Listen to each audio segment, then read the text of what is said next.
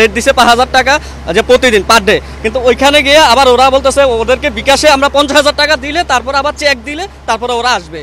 আমরা বললাম আমরা ছাত্র, আমাদেরকে কেউ অনুদান দিচ্ছে না, আমরা নিজের পকেট থেকে যা করা করতেছি। ওরা বলতে না, আমাদের ভাড়াটা ডবল লাগবে। এখন এই জায়গার যে সিন্ডিকেটগুলো আসলে এগুলো আমাদের জন্য আসলে একটা দুঃখজনক, দেশের জন্য দুঃখজনক। প্রথমে বলছে একদম নৌকায় নাই, একটাও পাবো না, একটাও পাবো না।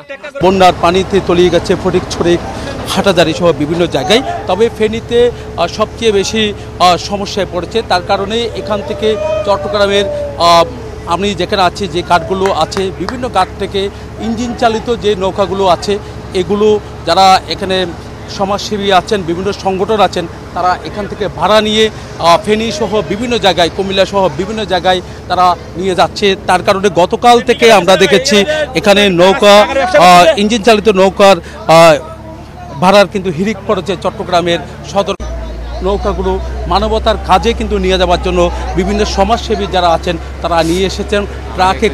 ট্রাকে করে কিন্তু তারা নিয়ে যাবেন বিভিন্ন জায়গায়, তারা নিয়ে যেতে চাচ্ছেন। এই কারণে তারা এখানে এই নৌকার প্রতিদিনের ভাড়া ৫,০০০ থেকে ৬,০০০ টাকা, আবার কোনো সময় ১০,০০০ টাকা পর্যন্ত তারা চাচ্ছে বলে আমাদেরকে জানিয়েছেন।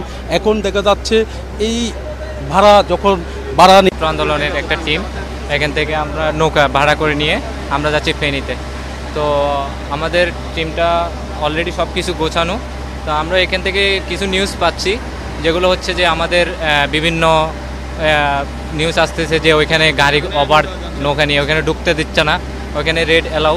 তা আমি সবার উদ্দেশ্যে বলবো, ওইখানে যারা যান সবাই কিন্তু লাইফ জ্যাকেট নিজের সেফটি নিয়ে যাবেন এবং পরিপূর্ণভাবে সাঁতারটা পারার মতো যার যোগ্যতা আছে উনি যাবেন। যেহেতু আমার ভাই আমাদেরটা নিচে ৮,০০০ টাকা, এরপরে প্রতিদিনের ভাড়া, তেল মোবিলগুলো নিয়েছি আমরা ওই যে তেল মোবিল সব কিছু আমরা নিয়েছি। আমাদের ২,০০০ টাকার উপরে প্রায় তেল মোবিল, তারপর ওদের পাকা টাকাগুলো এক্সট্রা সব কিছু আমরা নিয়েছি। এগুলা আমরা প্রায় সকাল ১০টা বাজে এখানে আসছি। আমরা রাত ২টা থেকে মানে নৌকা চালিত ওগুলা মানে যার থেকে যেরকম নিতে পারে 10-এর উপরেও বুঝতে পেরেছেন। আমরা একটু দেখানোর চেষ্টা তো ভাড়া ছাড়ার কোনো ইয়া নাই।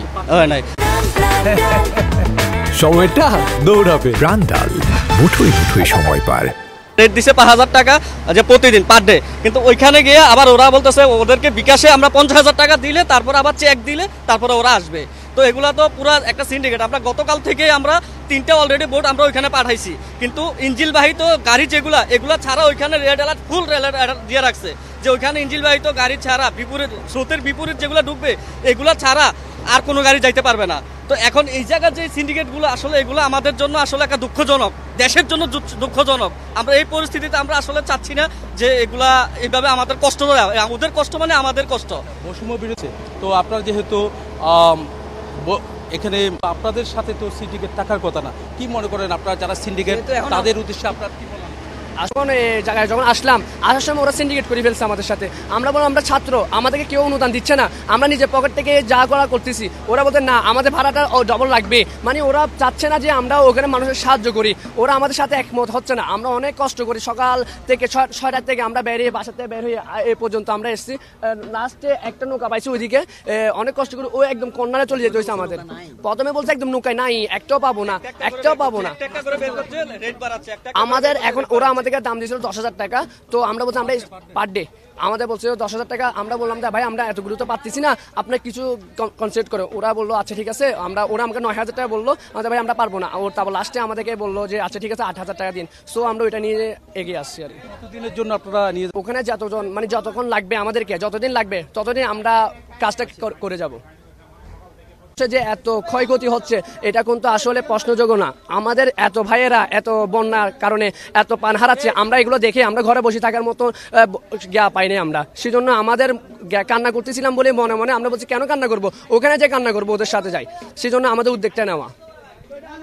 আমাদের টিম একটা গেছে, একটা চৌমুনি থেকে ফটিকছড়ি গেছে এবং আমরা যাচ্ছি আজকে রেস্কিউ করার জন্য। যেহেতু আমাদের অনেক ভাই বোনরা এখানে আটকা পড়ে গেছে এবং তাদেরকে আমরা কি উদ্ধার করার জন্য